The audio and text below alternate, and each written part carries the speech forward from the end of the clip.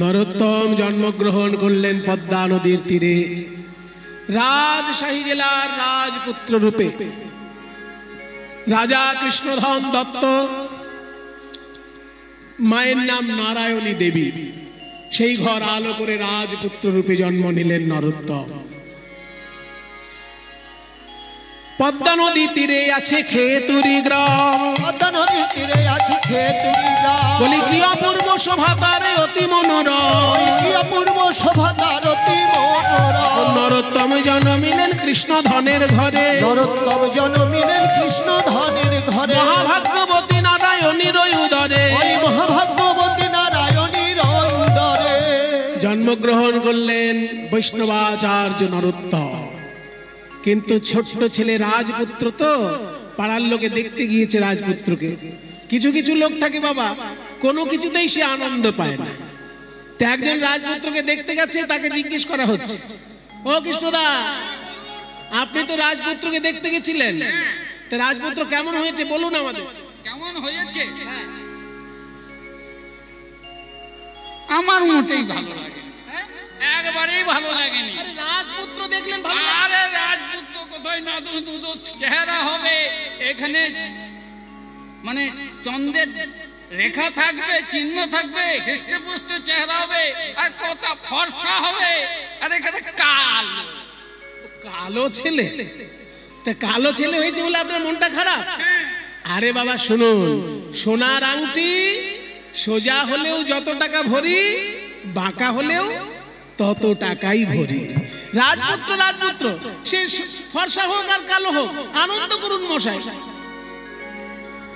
তখন আবার কি উত্তর দিচ্ছে জানেন? বলে তার মানে তুমি বলছো যে নাই মামার থেকে কানা মামাই ভালো। আসলে কিছু কিছু লোক থাকে বিশ্ব নিন্দুক, তাদের কোনোদিন খুশি করতে পারবেন না। একটা গল্প মনে পড়ে গেল, শুনুন।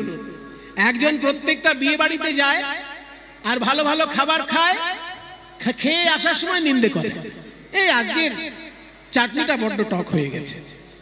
আবার কোনোদিন বলছে আজকে রসগোল্লাটা বড্ড মিষ্টি দিয়ে ফেলেছে। মানে কিছু না কিছু একটা নিন্দে সে করবেই। এইবার একটা বিয়ে বাড়িতে সমস্ত রান্না খুব সুন্দর হয়েছে, কোনোটা নিন্দের মতো হয়নি। তখন তাকে জিজ্ঞেস করা হলো, আচ্ছা আজকে তো সবাই বলছে সব রান্না ভালো হয়েছে, আপনার কি মত?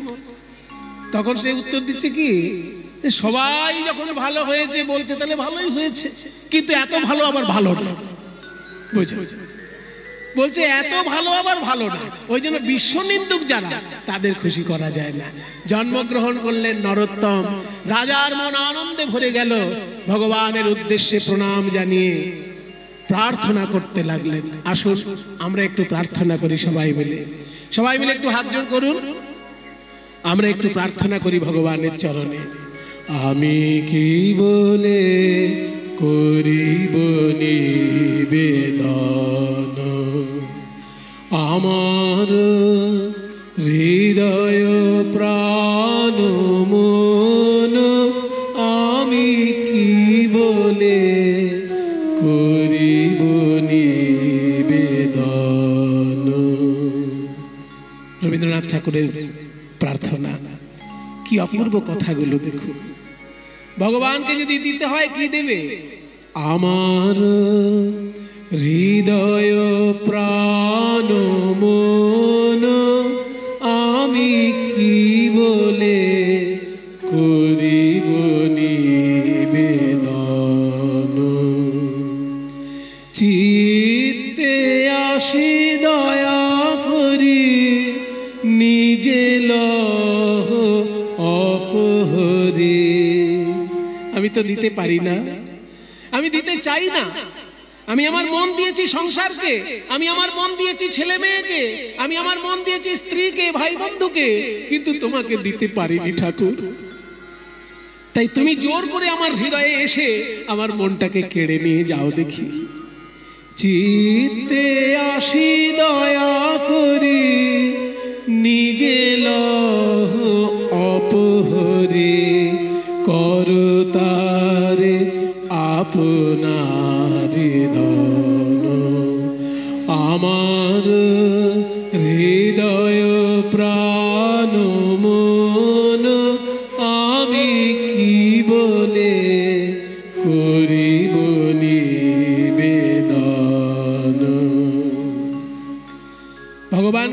টাকা পয়সা দিই, ভগবানকে আমরা জামা কাপড় দিই, ভগবানকে আমরা ফল মিষ্টি দিই, কিন্তু কখনো নিজের দেহটাকে দান করি কি? এই দেহটা আমরা সংসারকে দান করে দিয়েছি, ভগবানকে দিতে পারি না। তাই যারা দেহটাকে ভগবানের চরণে দান করে তারাই শ্রেষ্ঠ দান করে। এই যে আজকে আপনারা 24 ঘন্টা যদি কীর্তন শোনেন, 365 দিনের মধ্যে এই একটা দিন 24টা ঘন্টা আপনি কিন্তু ভগবানকে দেহটাকে দিয়েছেন। ভগবানের উদ্দেশ্যে আপনার দেহটা যে এইখানে বসিয়ে রেখেছেন, সারাক্ষণ তার কথা কানে আসছে, তার শাস্ত্রবাণী কানে আসছে, তার গীতার শ্লোক কানে আসছে, তার ভাগবতের শ্লোক কানে আসছে, ভগবানের যে বাণী কানে আসছে। এইখানে কীর্তনের আসলে যে বসে আছেন, এই দেহ দান করাটাই তো শ্রেষ্ঠ দান। কিন্তু কবিগুরু রবীন্দ্রনাথ তার একটু এগিয়ে গিয়ে বলছেন যে আমি যদি দেহটা দান করি সেটাও তো তুচ্ছ দান প্রভু, কারণ এই দেহটার পরিণাম কি? এই দেহটা যদি মৃত্যু ঘটে তাহলে দেহটাকে কি করে মানুষ? চিতায় পুড়িয়ে দেয়, আর চিতায় পুড়িয়ে দিলে কি হয়? ছাইতে পরিণত হয়ে যায়। আর যারা চিতায় পোড়ায় না, কবর দিয়ে দেয়, সমাধি দিয়ে দেয়, তখন দেহটা কি হয়ে যায়? ধুলোর সঙ্গে মিশে যায়। তাহলে হয় ছাই হয়, নয় ধুলো হয়। পুড়িয়ে দিলে ছাই, মাটিতে পুঁতে দিলে ধুলো, এছাড়া দেহের আর কি আছে? শুধু ধুলা শুধু ছাই, মূল্য যার কিছু নাই, মূল্য তারে কর সমর্পণ। কি সুন্দর! এই দেহটা হচ্ছে ছাই আর ধুলো, পুড়িয়ে দিলে ছাই, পুঁতে দিলে ধুলো। শুধু ধুলা শুধু ছাই, মূল্য যার কিছু নাই, মূল্য তারে কর সমর্পণ। মূল্যহীন বস্তুকে মূল্যবান করা যায় কিভাবে? যদি পরশমণি ছুঁয়ে দেওয়া যায়। এই যে মাইকের স্ট্যান্ড, এই যে মাইকে কথা বলছি, মাইকের স্ট্যান্ডটা লোহা দিয়ে তৈরি, তো এই লোহার স্ট্যান্ডের কত আর দাম হবে? কিন্তু এখন যদি পরশ পাথর এনে এই মাইকের স্ট্যান্ডে ছুঁয়ে দেওয়া হয়, তাহলে মাইকের স্ট্যান্ডটা পুরোটা সোনার হয়ে যাবে, এত দামি হয়ে যাবে, আর যা সারা জীবন মাইক চালাতে হবে না, তাই না বাবা? একটা লোহার স্ট্যান্ডের যা দাম, স্ট্যান্ডের কথা বাদ দিলাম, গাড়ি তো লোহার, কিন্তু তাতে যদি পরশমণি ছুঁয়ে দেওয়া যায়, পুরো গাড়িটা সোনার গাড়ি হয়ে যায়। তাহলে মূল্যহীন বস্তুকে মূল্যবান করে দেওয়া যায় পরশ পাথর ছুঁয়ে দিয়ে। তেমনি আমার এই মূল্যহীন জীবনটাকে তুমি মূল্যবান করে দিতে পারো তোমার ওই চরণ রূপী পরশ পাথর আমাকে যদি ছুঁয়ে দাও প্রভু। শুধু ধুলা শুধু ছাই, মূল্য যার কিছু নাই, মূল্য তারে কর সমর্পণ। স্পর্শে তব পরশ রতন, মূল্য তারে কর সমর্পণ। আমার এই মূল্যহীন জীবন যখন মূল্যবান হয়ে যাবে তোমার চরণের ছোঁয়া পেয়ে, আমি লোককে ডেকে ডেকে বলবো, ওরে দেখে যা দেখে যা, আমি এমন একজনকে ভালোবেসেছি, তার ছোঁয়া পেয়ে আমার মূল্যহীন জীবন মূল্যবান হয়ে গেছে, তোরাও তাকে ভালোবাস। তোমারই গৌরবে যাবে আমার গৌরব হবে, তোমারই গৌরবে যাবে আমার গৌরব হবে, সব তবে দিব বিসর্জন। আমার হৃদয় প্রাণ মন আমি কি বলে করিব নিবেদন। আমার হৃদয় প্রাণ মন আমি কি বলে করিব নিবেদন। ভগবানের চরণে আত্মনিবেদন করিয়ে দিল ছোট্ট ছেলেকে।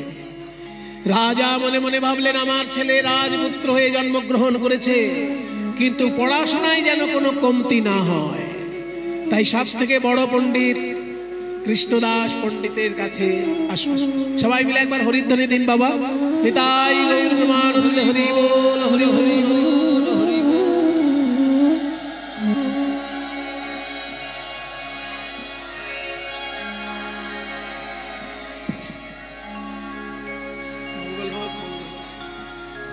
মঙ্গল হল। নিতাই গৌর হরি বল, হরি বল, হরি বল, হরি বল।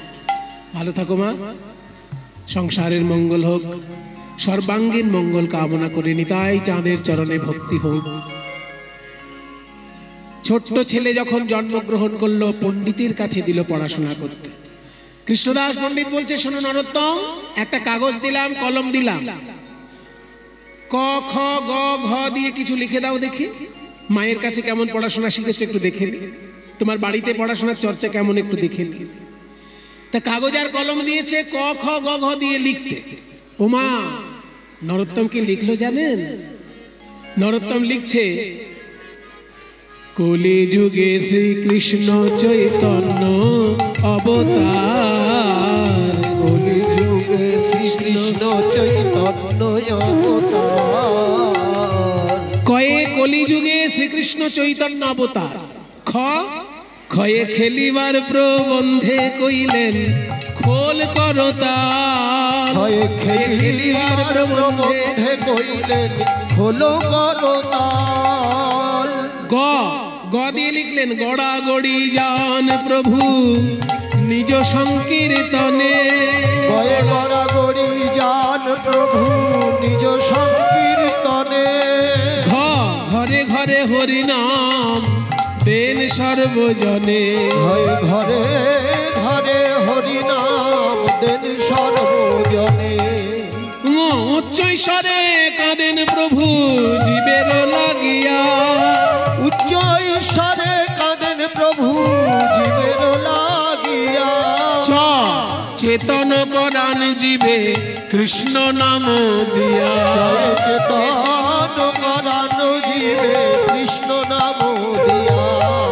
ছ ছ দিয়ে লিখলো ছল ছল করে আঁখি নেত্রে জল ঝরে। ছল ছল করে আঁখি নেত্রে জল ঝরে। বর্গে জ জগত পবিত্র কইল গৌর কলে মরে। জগত পবিত্র কইল গৌর কলে মরে। ঝ ঝ দিয়ে লিখলো ঝলমল ঝলমল ঝলমল ঝলমল ঝলমল ঝলমল। ঝলমল মুখ যার পূর্ণ শশধর। ঝলমল মুখ যার পূর্ণ শশধর। এমত না দেখি আর দয়ার সাগর। এমত না দেখি আর দয়ার সাগর। এমন আর নাই আর নাই আর নাই আর নাই। এমন করুণা সিন্ধু অবতার আর নাই আর নাই। করুণা সিন্ধু অবতার আর নাই আর নাই। দেখি নরোত্তম, তোমাকে ক খ গ ঘ দিয়ে লিখতে দিয়েছিলাম, কেমন লিখেছো দেখি। দেখি কাগজটা দেখি। যেই শিক্ষক মশাই কাগজ দেখলেন চমকে উঠলেন, এ কি লিখেছো তুমি? কয়ে কলি যুগে শ্রীকৃষ্ণ চৈতন্য অবতার, ক্ষয়ে খেলিবার প্রবন্ধ কইলেন খোল করতাল। এ কি লিখেছো? আজ অব্দি কত ছোট ছোট ছেলেকে আমি বড় করলাম পড়াশোনা করিয়ে, কাউকে তো এমন লিখতে দেখিনি। কাউকে যদি বলি ক দিয়ে কিছু লেখো, সে কি লেখে জানো? কয়ে কাক। কি বাবা, আমরা ছোটবেলায় শিখেছি না? আমরা ছোটবেলায় কি শিখেছি? কয়ে কাক, ক্ষয়ে খরগোশ, গয়ে গরু, ঘয়ে ঘোড়া। তাহলে আমরা যখন ছোটবেলায় ক খ গ ঘ দিয়ে শিখেছি, আমাদের কয়ে কাক শেখানো হয়েছে। আরে বাবা, কতে কাকও হয়, ককে কোকিলও হয়, কিন্তু কোকিলের কণ্ঠস্বরটা মধুর আর কাকের কণ্ঠস্বর। তাহলে আমাদেরকে কর্কশ শিক্ষা দিয়ে ছোটবেলাটাই শুরু করানো হয়েছে। আমরা মধুরের স্বাদ পাবো কোথেকে? আমাদের কি ককতে কি কোকিল শেখানো হয়েছে? তাহলে তো চেষ্টা করতাম, কিন্তু আমাদের কতে কোকিল শেখানো হয়নি, আমাদেরকে শেখানো হয়েছে কয়েতে কি, আবার বলবো। তাহলে যে কোনো ছোট ছেলেকে যখন লিখতে দিই কয়ে লেখো কাক, সে লেখে কাক, খয়ে খরগোশ, গয়ে গরু। কিন্তু তুমি কি লিখেছো নরোত্তম? কয়ে কলিযুগে শ্রীকৃষ্ণ চৈতন্য অবতার। এই হচ্ছে সুশিক্ষা বাবা। ওই জন্য কীর্তনের আসরে আসতে হয় সুশিক্ষা গ্রহণ করার জন্য। খয়ে খেলিবার প্রবন্ধে কইলেন খোল করো তার, গয়ে গড়াগড়ি যান প্রভু নিজ সংকীর্তনে, ঘয়ে ঘরে ঘরে হরিনাম দেন সর্বজনে। নরোত্তম, তুমি তো বিদ্যা নিয়ে জন্মগ্রহণ করেছো নরোত্তম, তবুও শিক্ষকের কাছে না আসলে শিক্ষা লাভ হয় না। ওই জন্য তুমি আমার কাছে এসেছো, আমি যতটা পারবো শিক্ষা উজাড় করে দেব তোমায়। কৃষ্ণদাস পণ্ডিত তার সমস্ত বিদ্যা নরোত্তমকে উজাড় করে দিলেন। অল্প বয়সে নরোত্তম হয়ে গেল বড় পণ্ডিত, কিন্তু কৃষ্ণদাস সাবধান করে দিলেন, তুমি অনেক পড়াশোনা শিখেছো নরোত্তম, পণ্ডিত তুমি হয়েছো, কিন্তু বাঙালির ছেলে হয়ে যদি চৈতন্যদেবকে না জানো তাহলে তোমার বাঙালি হিসেবে তোমার শিক্ষা অসম্পূর্ণ শিক্ষা। আর একবার বলুন শিক্ষক মশাই, বিরাট বড় পণ্ডিত হলেও বাঙালির ছেলে হয়ে সে যদি চৈতন্যদেবকে না চেনে তাহলে তার শিক্ষা হচ্ছে অসম্পূর্ণ শিক্ষা। যেমন সৌদি আরবে যদি কোনো পণ্ডিত জন্মায়, সে সৌদি আরবের যত বড়ই পণ্ডিত হোক, সে যদি হযরত মুহাম্মদকে না চেনে তাহলে আরবের শিক্ষা তার সম্পূর্ণ শিক্ষা হলো কি? জেরুজালেমে জন্মগ্রহণ করে কেউ যদি যীশু খ্রিস্টকে না চেনে তাহলে তার জেরুজালেমে জন্মগ্রহণ করা সম্পূর্ণ হলো কি? যে দেশের যে মহাপুরুষ তাকে যদি তুমি ঠিক করে না চেনো তাহলে তোমার শিক্ষাটাই অসম্পূর্ণ শিক্ষা। তুমি হিন্দু হও, মুসলমান হও, খ্রিস্টান হও, বাংলায় যদি জন্মগ্রহণ করে থাকো, তুমি যদি চৈতন্যদেবকে না জানো তাহলে বাঙালি হিসেবে তোমার শিক্ষা অসম্পূর্ণ শিক্ষা। চারি বেদ ষড়দর্শন পড়িয়াছে যেই জন, চারি বেদ ষড়দর্শন পড়িয়াছে যেই জন, সে যদি গৌরাঙ্গ নাহি ভজে, সে যদি গৌরাঙ্গ নাহি ভজে, বৃথা তার অধ্যয়ন লোচনবিহীন জন রে, বৃথা তার অধ্যয়ন লোচনবিহীন জন রে। বলো দর্পণে অন্ধের কিবা কাজে, বলো দর্পণে অন্ধের কিবা কাজে। যার দুটো চোখ নেই সে একটা দামি আয়না নিয়ে কি করবে? তেমনি বাঙালি হিসেবে গৌরাঙ্গ মহাপ্রভুকে চেনে না, সে মোটা মোটা বই মুখস্থ করে কি করবে? আমি বরং জোর গলায় বলতে পারি নরোত্তম, বেদ বিদ্যা দই কিছু নাহি জানই, বেদ বিদ্যা দুই কিছু নহে জানো, সে যদি গৌরাঙ্গ করে সে যদি গৌরাঙ্গ করে নয়নানন্দেতে ভানে সেই তো সকলই জানে রে, নয়নানন্দেতে ভানে সেই তো সকলই জানে রে।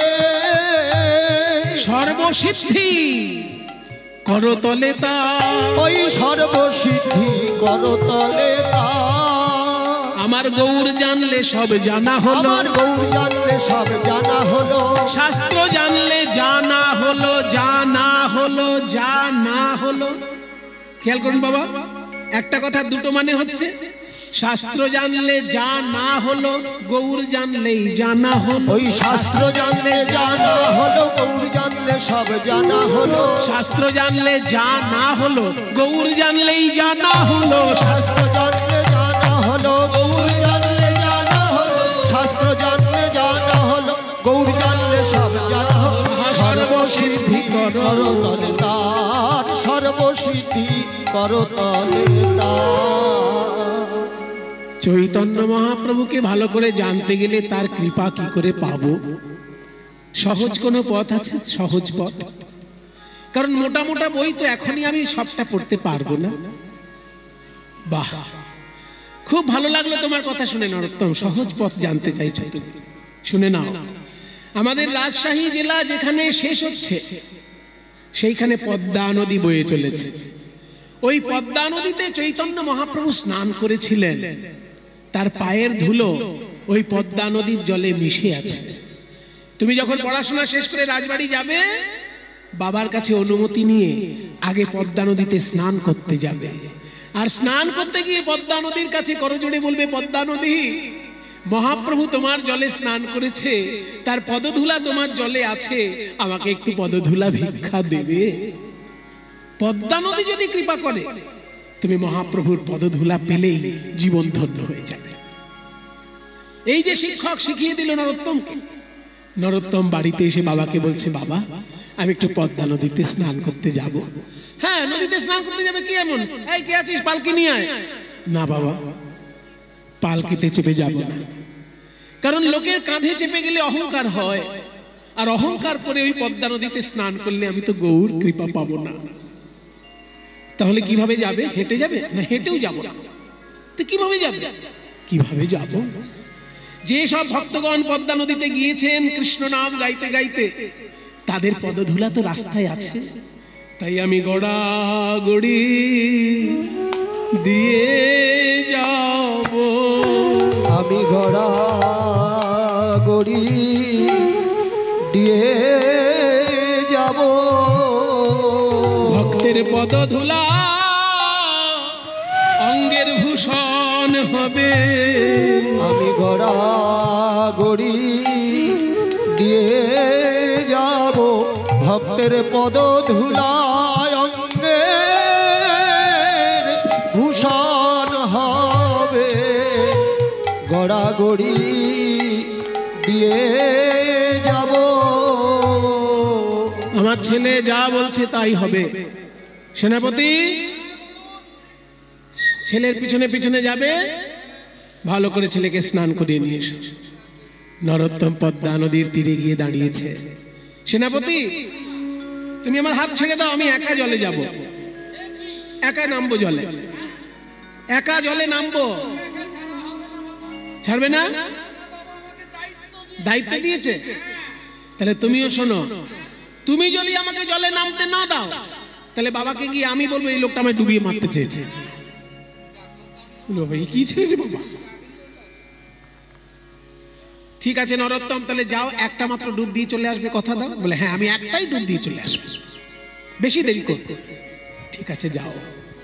যেই না নরোত্তম পদ্মা নদীতে স্নান করতে গিয়ে, মায়েরা দেখুন সব জায়গায় শিক্ষা আছে। কোন পবিত্র নদীতে স্নান করতে গেলে আগেই পা দিয়ে দিতে নেই। নদী তীরে দাঁড়িয়ে আগে ওই নদীর জল একটু মাথায় দিতে হয়, তারপর পা দিতে হয়। তো যখনই পদ্মা নদীর তীরে দাঁড়িয়ে ওই পদ্মা নদীর জল একটু মাথায় দিয়ে প্রণাম করতে গেছে, প্রণামেরও ছলে জল পরশ করিল, প্রণামেরও ছলে জল পরশ করিল। আর তখনই পদ্মা নদীর তরঙ্গ বাড়িল, তখনই পদ্মা নদীর তরঙ্গ বাড়িল, তখনই পদ্মা নদীর তরঙ্গ বাড়িল। ভয়ঙ্কর ঢেউ উঠে উথাল পাথাল জল হয়ে নরোত্তমকে বাঁকিয়ে নিয়ে নদী গর্ভে চলে গেল।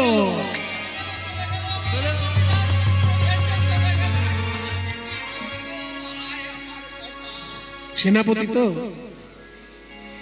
সেনাপতি দুশ্চিন্তায় ডুবে গেল। এখন রাজপুত্র জলে ডুবে গেছে, কি করব? গভীর নদীতে গিয়ে নরোত্তম আশ্চর্য দৃশ্য দেখল। সোনার সিংহাসন আলো করে এক দেবী বসে আছেন। কে মা আপনি? আমি পদ্মা নদী। হ্যাঁ, পদ্মা নদী এরকম কথা বলতে পারে? সবার সঙ্গে বলে না বাবা, তোমার মতো ভাগ্যবান কেউ থাকলে তার সঙ্গে বলে। পদ্মা নদী, মা, আমার মহাপ্রভু আপনার জলে স্নান করেছে, মহাপ্রভুর পদধূলি আপনার জলে আছে, দয়া করে আমাকে একটু পদধূলি দেবেন মা। আমার শিক্ষক মশাই বলেছেন আমার জীবন ধন্য হয়ে যাবে। পদ্মা নদী কেঁদে বলে, ওরে নরোত্তম, তোর শিক্ষক মহাশয় ভুল বলে নাই, আমার জলে মহাপ্রভুর পদধূলায় আছে, সে তো সবার জন্য, কিন্তু তোর জন্য মহাপ্রভু যা রেখেছেন তা তো আমি ছাড়াই আর কেউ জানে না। শুনবি, মহাপ্রভুর বুকের ভিতর জমাট বাঁধা কৃষ্ণ প্রেম অশ্রু রূপে বাইরে এসেছিল, আর সেই অশ্রু তিনি আমার জলে মিশিয়ে দিয়েছিলেন, আর বলেছিলেন নরোত্তম যদি কোনোদিন স্নান করতে আসে আমার এই প্রেম তুমি তাকে দিবে। এতদিন আমি গৌর হরির সেই প্রেম হৃদয়ে ধরে রেখেছিলাম। আজকে তুই যখন এসেছিস বাবা নরোত্তম, আয় আমার কোলে আয়, আমি আমার সেই গৌর প্রেম তোকে আজকে দান করব। আজ থেকে আমি হলাম প্রেমের কাঙালিনী।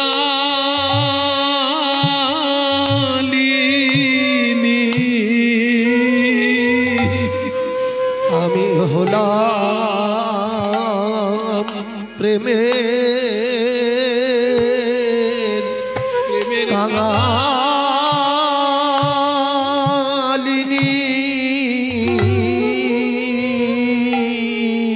এতদিন ছিলাম গৌর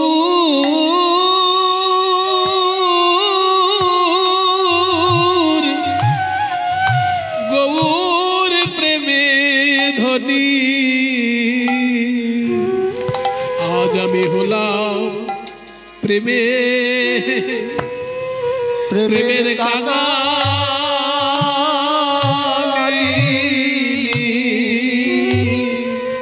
আমি ছিলাম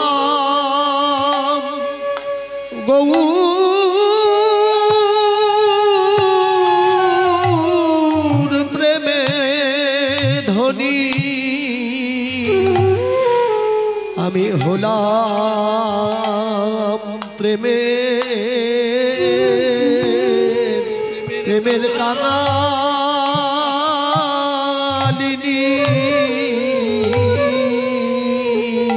নরোত্তম কেঁদে বলে, মাগো তুমি যদি আমাকে প্রেম দিয়ে কাঙালিনী হও তাহলে সেই প্রেমে আমি চাই না, সেই প্রেম আমি চাই না। কাউকে কাঙালিনী করে আমি তো ধনী হতে চাই না, আমি ধনী হতে চাই না।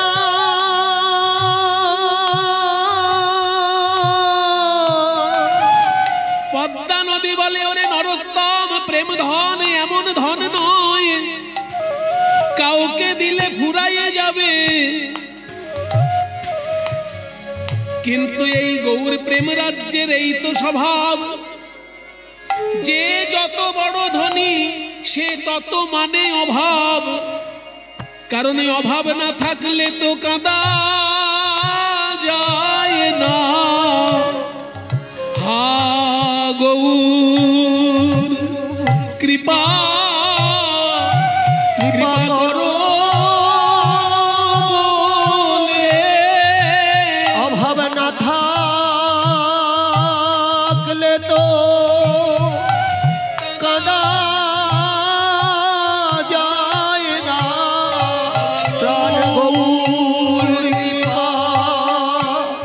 কৃপা করো বলে, অভাব না থাকলে তো কাঁদা যায় না। প্রাণ গৌর কৃপা করো বলে, অভাব না থাকলে তো কাঁদা যায়। হরি বল হরি বল। মায়েরা, গৌরাঙ্গ মহাপ্রভুর প্রেম ধন যেই নরোত্তম নদী জলে পেল, কি হলো জানেন? গৌরাঙ্গ মহাপ্রভুর মতো গায়ের রং হয়ে গেল। কালো ছেলে ডুব দিল আর ফর্সা হয়ে উঠে এলো। প্রেম ধনে ধনী হয়ে মুনি ঋষির মতো গম্ভীর ভাব গম্ভীর হয়ে নদী থেকে বেরিয়ে আসছে। সবাই ভাবছে এই কি আমাদের রাজপুত্র? চঞ্চল ছেলে গেল আর কেমন ধীর স্থির ছেলে উঠে আসছে, গায়ের রংটাও পাল্টে গেছে। কে বাবা তুমি? দেখতে তো আমাদের রাজপুত্রের মতো, কিন্তু গায়ের রং তোমার পাল্টে গেল, ভাব তোমার পাল্টে গেল। কে তুমি? কোথায় ছিলে? আমি তো তোমাদের রাজপুত্র। হ্যাঁ, তো এতক্ষণ কোথায় ছিলে? কোথায় ছিলাম? ডুবুরি যেমন গভীর সমুদ্রে ডুব দিয়ে রত্ন তুলে আনে, আমি তেমনি পদ্মা নদীতে ডুব দিয়ে তোমাদের জন্য মহাপ্রভুর প্রেম রত্ন তুলে এনেছি। তোমরা নেবে, নেবে সেই প্রেম রত্ন। ওরে প্রেম নিবিয়া, ওরে প্রেম নিবিয়া, বদন ভরে বল রে হরি নাম। ওরে প্রেম নিবিয়া, ওরে প্রেম নিবিয়ায় বদন ভরে বল রে হরি নাম। এ প্রেমে এনেছিল সেই ব্রজের বাঁকা নদিয়ায় গুর গুণধা। এ প্রেম এনেছিল ওই ব্রজের বাঁকা গৌর গুণধাম। ওরে প্রেম নিবিয়ায়, ওরে প্রেম নিবিয়ায় বদন ভরে বল রে হরি নাম। দুটি বাহু তুলে নাচ হরি বলে, এই হরি নামে পূর্ণ হবে সকল মনস্কার। ওরে প্রেম নিবিয়া, ওরে প্রেম নিবিয়া। বদন ভরে বল রে হরি নাম। রাজপুত্র যখন বাড়িতে ফিরে এলো, রাজা তো অবাক হয়ে গেলেন। আমার যে ছেলে গেল সে ছেলে তো এলো না। এ তো দেখছি মুনি ঋষির মতো ভাবগম্ভীর ছেলে। কটা দিন আর আমার বাড়িতে থাকবে? যে কটা দিন আমি ওর মুখ দেখতে পাই সে কটা দিনই আনন্দ, হয়তো ঘরে থাকবে না ছেলে আমার। সত্যি বাবা, কিছুদিনের মধ্যেই স্বয়ং নিত্যানন্দ স্বপ্নাদেশ দিলেন নরোত্তমকে। নিত্যানন্দ স্বপ্ন দিলেন, নরোত্তম, নদীতে স্নান করতে গিয়ে গৌরাঙ্গ মহাপ্রভুর প্রেম লাভ, এ ঘটনা তুমি ছাড়া কারোর জীবনে ঘটেনি। তাই তুমি সংসারের পাঁকে পড়ে থেকো না, তুমি চলে যাও প্রেমের বিশুদ্ধ দেশ মধুময় বৃন্দাবন। সেইখানেই তোমার সাধনায় সিদ্ধি লাভ হবে। ঘুমন্ত পিতামাতার চরণে প্রণাম জানিয়ে রাজপুত্র নরোত্তম রাজবেশ ত্যাগ করে কাঙাল বেশে গৃহত্যাগ করে চলল বৃন্দাবনের পথে।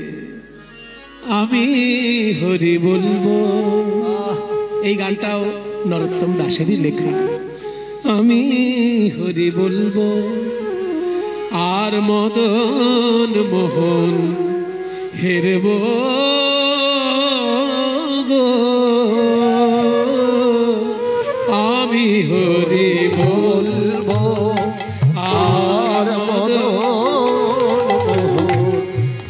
হেরবো গো। আমি হরি বলবো। আমি এইভাবে ব্রজের পথে চলবো গো। আমি হরি বলবো আর মদন হেরবো গো। আমি হরি বলবো। আমি যাব গো ব্রজেন্দ্রপুর, হব গো গোপিকার নূপুর। আমি যাব গো ব্রজেন্দ্রপুর, হব গো গোপিকার নূপুর। তাদের চরণে মধুর মধুর বাজব গো। আমি হরি বলবো আর মদন মোহন হেরবো গো।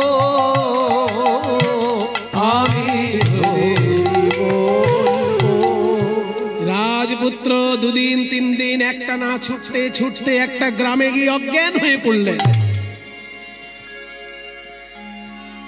জ্ঞান যখন ফিরল, দেখে একজন ব্রাহ্মণ কোলে করে বসে আছে। কে আপনি ঠাকুর মশাই? আমায় তুমি চিনবে না নরোত্তম? আমি কিন্তু তোমাকে দেখে বুঝতে পেরেছি তুমি একজন রাজপুত্র। হ্যাঁ হ্যাঁ, তোমার ভাব দেখে বুঝতে পেরেছি তুমি রাজপুত্র। তুমি বৃন্দাবনের উদ্দেশ্যে যাচ্ছ বোধ হয়। ঠিক ধরেছেন ঠাকুর মশাই। ঠিক আছে, বৃন্দাবন তো যাবে, আমি তোমার জন্য একটু দুধ গরম করে এনেছি, এইটুকু তুমি খেয়ে নাও, তারপর যাও। না না না, আমি তো দুধ খাবো না, আমি একদম বৃন্দাবনে গিয়ে প্রসাদ পাবো। নরোত্তম, আমি একজন ব্রাহ্মণ হয়ে তোমাকে আদেশ দিচ্ছি, দুগ্ধ পান করো। তুমি আমার মুখের উপর না বলে চলে যাবে? মহাপ্রভু কি তোমায় কৃপা করবেন? আমি তোমার শুভাকাঙ্ক্ষী হিসেবে তোমাকে বলছি, দুধটা খেয়ে শক্তি পাবে শরীরে, বৃন্দাবনে পৌঁছবে। আমার কথা শোনো, দুধ খাও। ঠিক আছে, আপনি যখন ঠাকুর মশাই আদেশ দিচ্ছেন আমি দুধটা খাই। দিন। না, তোমায় দেব না, তুমি আমার কোলে বসো, আমি তোমায় খাইয়ে দেব। ব্রাহ্মণ কোলে বসিয়ে নরোত্তমকে দুধটা খাইয়ে দিলেন। আহ, কি সুস্বাদু দুধ! কোনোদিন আমি এত সুন্দর দুধ খাইনি।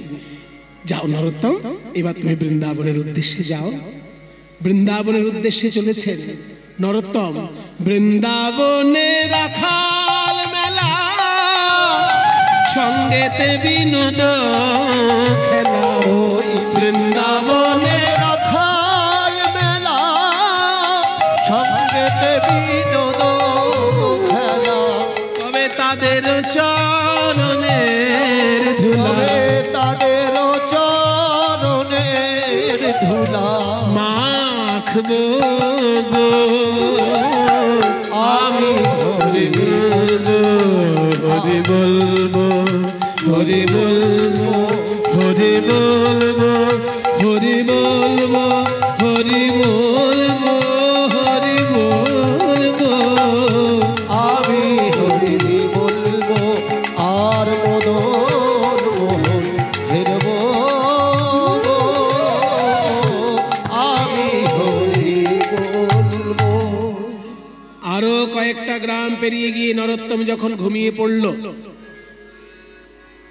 ভোরবেলায় স্বপ্ন দেখছে রূপ আর সনাতন গোস্বামী এসে দাঁড়িয়েছেন। স্বপ্নে দেখছে। কে আপনারা বাবাজি মহাশয়? শোনো নরোত্তম, আমাদেরকে তুমি বৃন্দাবনে গিয়ে দেখতে পাবে না। আমি হলাম বড় ভাই সনাতন, আর এ হচ্ছে আমার ভাই রূপ গোস্বামী। আমাদের আর এক ভাই ছিল অনুপম, তার ছেলে জীব গোস্বামী এখন বৃন্দাবনের আচার্য। তুমি বৃন্দাবনে গিয়ে আমাদের দেখতে পাবে না, তাই আমরা তোমাকে স্বপ্নে দেখা দিতে এসেছি।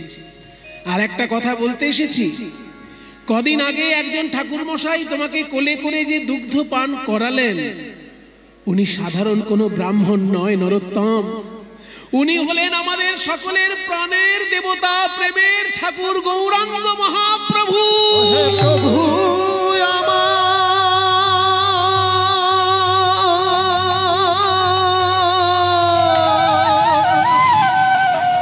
তোমার বৈরাগ্য দেখে, তোমার পথের ক্লান্তি দেখে স্বয়ং মহাপ্রভু ব্রাহ্মণ রূপে তোমাকে কোলে করে বসিয়ে দুগ্ধ পান করিয়েছে। তুমি বড় ভাগ্যবান নরোত্তম। যাও বৃন্দাবনে যাও, আমাদের সমাধি তুমি দেখতে পাবে, আমাদেরকে দেখতে পাবে না। ঘুম ভেঙে গেল নরোত্তমের, ছুটে চলল বৃন্দাবনে। কহে নরোত্তম দাস, আমার না পড়িল অভিলাষ, আর কবে ব্রজবাস, আর কবে ব্রজবাস।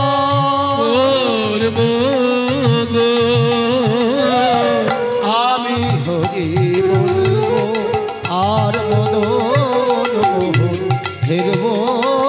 বৃন্দাবন ধাম কি জয়, রাধা রানী কি জয়, নিজ নিজ গুরু মহারাজ কি। জয়। এসো ভাই, কে তুমি?